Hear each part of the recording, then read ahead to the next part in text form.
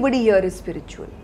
It's just that जब आप किसी कांच पे धूल पड़ जाती है तो आप अपने आप को अपना रिफ्लेक्शन देख नहीं पाते, तो आपको उसको साफ करना पड़ता है. तो वो स्पिरिचुअलिटी वो कांच है जो हम सबके अंदर है. किसी का कांच बहुत साफ है तो उसको लग रहा है कि वो आई एम स्पिरिचुअल, किसी का गंदा है तो उसको लग रहा है कि no I am not spiritual, मुझे स्पिरिचुअल होना है. But you are. आपको धूल साफ करनी है थोड़ा. आपको अपने आप पता चलेगा कि ओ नहीं, ये फीलिंग्स तो मुझे कभी कभी आती थी. या जब मेरी लाइफ में बहुत मेस चलता था ना, I used to feel this way. वो फीलिंग ही स्पिरिचुअलिटी है. Everybody is spiritual. अगर आप बचपन से होते हो तो आपके लिए बहुत ईजी हो जाता है अपने लाइफ के प्रॉब्लम्स को फेस करना, जो मेरे लिए हुआ. मैं बचपन से थी. मेरे लिए स्पिरिचुअलिटी एक लाइफस्टाइल है. इट इज़ नथिंग कि मैं ये कुछ हुआ और मैं अचानक से स्पिरिचुअल हो गई. मैं बचपन से थी. मुझे तो पता भी नहीं था जो मेरे घर में माहौल चल रहा है दैट इज स्पिरिचुअलिटी. राइट. तो मुझे तो स्क्रिप्चर्स बचपन से पढ़ाए गए, मुझे भजन कीर्तन कराया गया, नाम जप कराया गया, चैंटिंग्स कराई गई. ये सब मेरे घर में एक रेगुलर बेसिस पे होता था. और तब मुझे नहीं पता चला कि ओके इसकी वजह से असर मुझे तब मिला जब मेरे लाइफ में प्रॉब्लम्स आई एंड मैंने बहुत अच्छे से उनको फेस किया. तो तब मेरे पेरेंट्स ने समझाया this is because of spirituality. और कई लोगों को मैंने उन प्रॉब्लम्स के बाद इन चीज़ों से जुड़ता देखा, जो आप कह रहे दूसरा तरीका है. तो इट्स ओके. कई बार आपको पहला तरीका नहीं मिल पाता. मुझे मिला क्योंकि मेरे घर में वैसा माहौल था. सबके घर में माहौल नहीं होता जी. तो वो शायद दूसरे तरीके से जब लाइफ में मेस हो जाता है या प्रॉब्लम्स आती है then they choose that path अपने आप से. वो भी बहुत करेज का काम है. बिल्कुल. कि आपने अपनी प्रॉब्लम से खुद लड़े हैं आप और खुद रास्ता चुना है और वो रास्ता अध्यात्म का चुना है. I think I would say ये एक ज़्यादा करेजियस तरीका हो सकता है कि ये आपने अपने आप से किया है. ये एक इजी तरीका है क्योंकि इससे आप ऑलरेडी रेडी हो जाते हो या अपने प्रॉब्लम्स को फेस करने का. तो मेरे हिसाब से आज की जनरेशन जो है, जो अब बेबीज़ करेंगे, उनके लिए आई वुड से कि आप बचपन से अपने बच्चों को स्पिरिचुअल बनाइए सो दैट उनके लाइफ में प्रॉब्लम्स आके वो बिखर के फिर ना रास्ता चुने, वो बिखरे ही ना कभी. तो हमारी जनरेशन बिखर के रास्ता चुन के कर रही है जाके बनते हैं. तो हम अपनी बेबीज़ के साथ ये चीज़ ना करें. Create that environment. No but आपने एक स्पेसिफिक वे से अपने फेलियर्स के साथ डील किया था. ऐसा कभी हुआ है जो आपका एक तरीका है कि मैंने मेरे फेलियर्स के साथ ऐसा डील किया? और ऑब्वियसली आप फेलियर्स से जब डील करते हो you turn out to be the strongest और you come out the strongest, but what was your way और reason to deal with that particular failure? Satsang and scriptures. I used to listen to a lot of bhajans, do a lot of chanting, नाम जप, बहुत ज़्यादा भगवान का नाम दिन भर और बहुत स्क्रिप्चर्स. तो लाइफ में कुछ इधर उधर होता है, रीड स्क्रिप्चर्स. मुझे कुछ ना कुछ सोल्यूशन मिलता है. गीता से मिलेगा, रामायण से मिलेगा, महाभारत से मिलेगा, Shrimad Bhagavatam. I do that. तो वो तो मेरे लिए बहुत ज़्यादा ही it's a regular thing for me. पर बाकी सब स्क्रिप्चर्स भी. So when I feel I am struggling with something, I open the scriptures और मुझे आंसर मिलता है. एंड बाकी सत्संग तो मतलब नाम जब तो मेरे मुंह में ऐसा है कि अगर कभी फ्लाइट में टर्बुलेंस भी होती है, मैं ओम नमः शिवाय मरते मरते भगवान का नाम तो लेती हूँ 100%. तो मुझे मतलब इतना बस चुका है मेरे कि कुछ भी इधर उधर होता है मेरा नाम जब शुरू हो जाता है कि नो मैटर व्हाट वो तो संभाल लेंगे. और नहीं भी संभाले, अगर कुछ ऐसा वैसा भी हुआ है तो कम से कम भगवान का नाम लेते हुए तो हो. बिल्कुल. बट आपको लगता है एस्ट्रोलॉजी और न्यूमरोलॉजी भी आपको कहीं ना कहीं मतलब स्पिरिचुअल बना ही देता है? और आपका विश्वास कितना है उस पर? देखिए, मेरा विश्वास ओके है क्योंकि मुझे पता नहीं है इसके बारे में. ये प्रॉपर सब्जेक्ट्स है, ये ऑथेंटिक सब्जेक्ट्स है, ये हमारे शास्त्रों में भी है. एस्ट्रोलॉजी हमारे शास्त्रों में भी एक प्रॉपर सब्जेक्ट है. पर ये कितना आता है लोगों को या कौन इसको बहुत अच्छे से बता पा रहा है, ये मुझे थोड़ा कम विश्वास है कि कौन आपको एक्चुअली समझा रहा है और कौन आपको सिर्फ चीज़ों में उलझा रहा है कि ये कर लो, ये कर लो, ये कर लो, ये कर लो. ये मुझे थोड़ा कम समझ आता है, तो मैं जल्दी से नहीं मानती. फॉर एग्जांपल, मेरे पापा ने बहुत बचपन से मेरे अंदर ये चीज़ डाल दी थी कि I don't like wearing things for work और फॉर समथिंग एल्स और डूइंग थिंग्स. अच्छा ये कर लो, ये काम बन जाएगा. तो उन्होंने मुझे बहुत बचपन में कहा था कि जिस दिन इन चीज़ों में मन लग गया उस दिन मेहनत से मन हट जाएगा. राइट। अभी मेरा सारा मन हार्डवर्क पे है. अच्छा, if I want something I have to work hard, I have to read, I have to do my research. जिस दिन पापा ने कहा तुमको लगा अच्छा ये पहनने से मेरा काम हो गया, तो आप उसी के इंतजार तो मैं उसी में लग जाऊंगी. फिर मैं दूसरे काम में करूंगी, अच्छा अब क्या पहनूं या अब क्या करूं. तो तुम्हारा ध्यान भक्ति से, तुम्हारा ध्यान हार्डवर्क से हट जाएगा. So I do believe in this. I believe ये एक पाथ है. जैसे मान लीजिए अगर मैंने कुंडली दिखाई है और किसी ने कहा कि अभी आने वाला 6 मंथ्स आपके लिए ख़राब होने वाला है. आई डोंट बिलीव ख़राब है. आई वुड से मेरे लाइफ में थोड़ी ऑपोजिट सिचुएशंस आने वाली है, तो मैं रेडी हो जाऊँ उसके लिए, ताकि मुझे धक्का ना लगे, मुझे शॉक ना लग जाए कि अरे मेरी लाइफ में ये कैसे हो गया.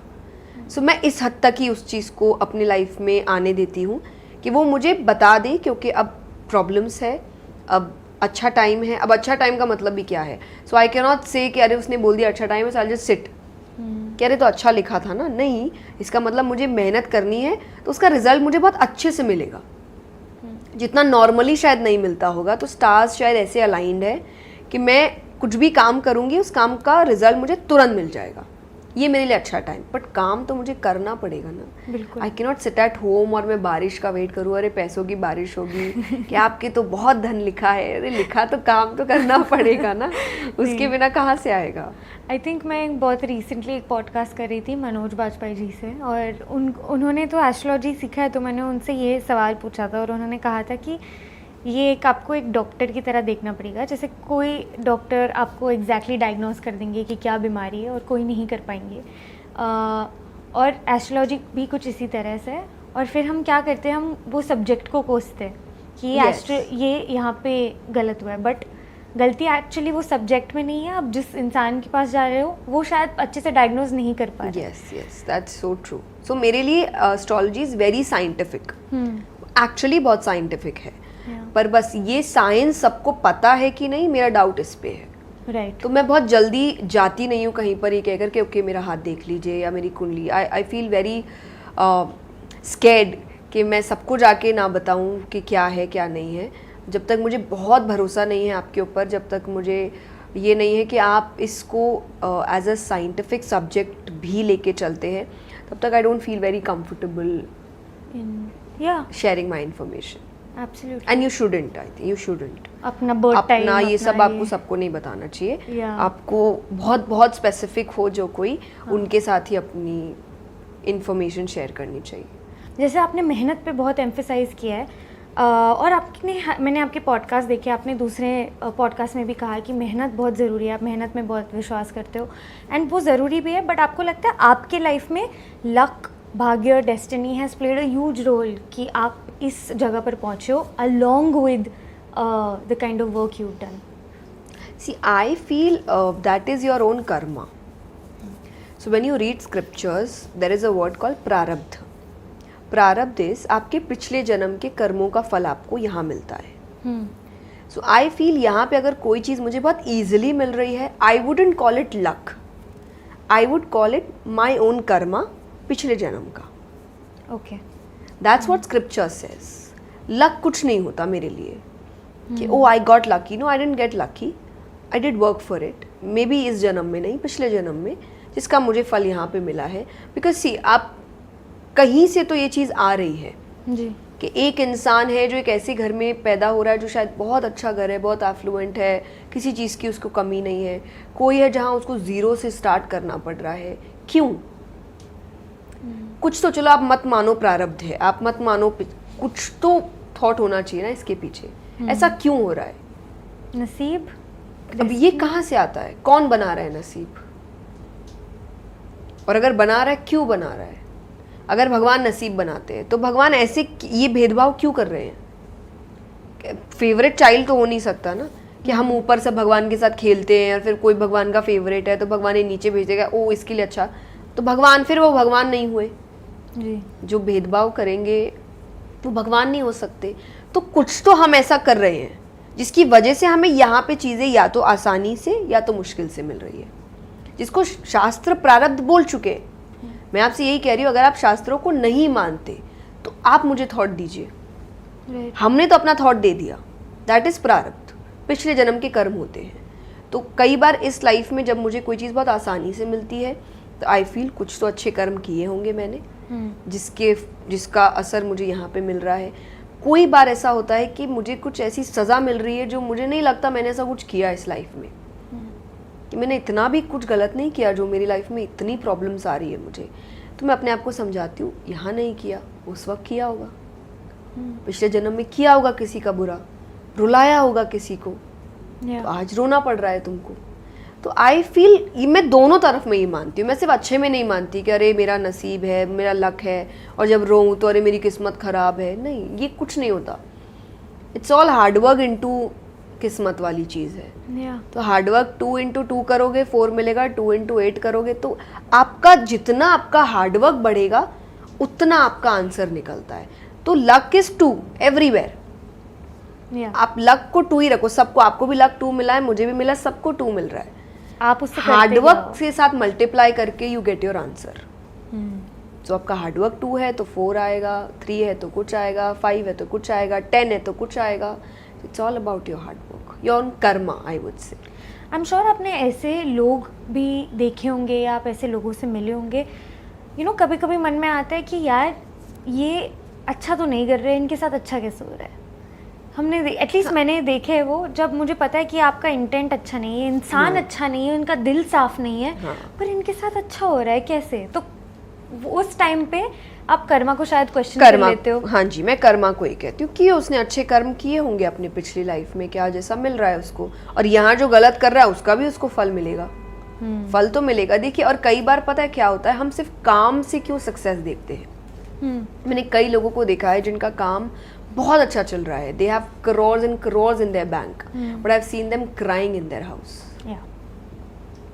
अब वो बाहर नहीं दिखा रहा, just because I am a spiritual speaker. मैं कई बार अंदरूनी चीज़ें देख लेती हूँ, लोग मुझे बताते हैं, लोग मुझे खुद कहते हैं अरे किशोर जी बहुत है, पैसे की कोई कमी नहीं है, इतनी सी खुशी नहीं है लाइफ में, क्या करूँ इसका। और मुझे ऐसा लगता है दुनिया जो इसको बाहर से देख रही होगी वो क्या सोच रही होगी कि कितना खुश है इंसान, ऐसी लाइफ चाहिए, क्या कमी है और कितना रो रहा है ये। तो आपको पता नहीं चलता कि बाहर से कौन कैसा है। एंड सोशल मीडिया एक बहुत बड़ा रोल प्ले करता है इसमें, that nobody is putting up a picture while crying.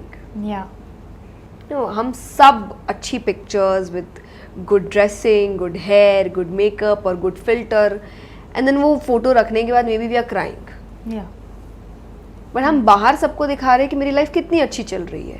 तो ऐसा बहुत लोग कर रहे हैं। बिल्कुल। तो आपको लग सकता है क्योंकि वहाँ काम बहुत सही है, वहाँ कर्म का एकदम सही हिसाब होता है। तो वो इंसान को फल मिल रहा है, जो गलत कर रहा है उसको मिल रहा है, शायद उसका मिलना आपको दिख नहीं रहा।